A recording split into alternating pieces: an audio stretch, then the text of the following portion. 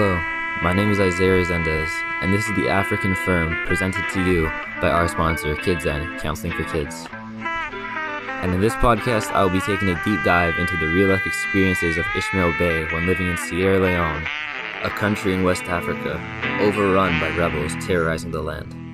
I will be your host for today, and this is the African Firm.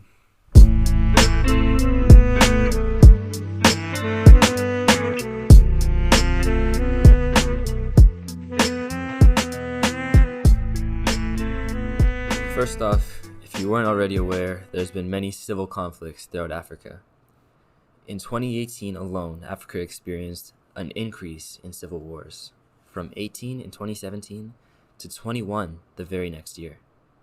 This is the highest number of civil conflicts since 1946, and following 2015 and 2016, which all recorded a record high of 21 conflictions. Further into it, we have the names of these wars: the Rwandan Civil War, the Titanic Express Massacre, and 2017's Kenyan general election violence, just to name a few.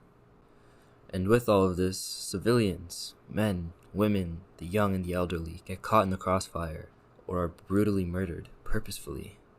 And the ones who are even left breathing once the antagonism has passed are still considered lucky. And with that, now it is time to focus on our own trauma.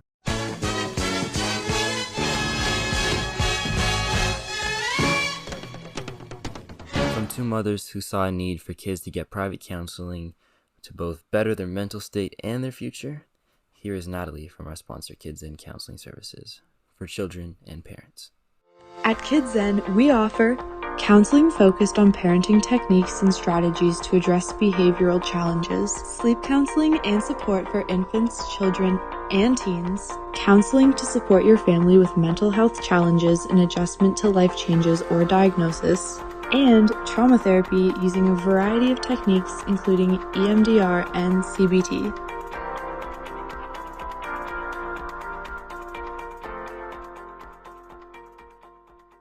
Our appreciation from Cool AF to Natalie Good from the KidZen Marketing Department for giving such beneficial organization publicity to the people we know and love who are in need. But back to our topic with one of the biggest issues in Africa. Obviously, by now you must have recognized that there is an issue, a problem larger than any single person could even think of solving.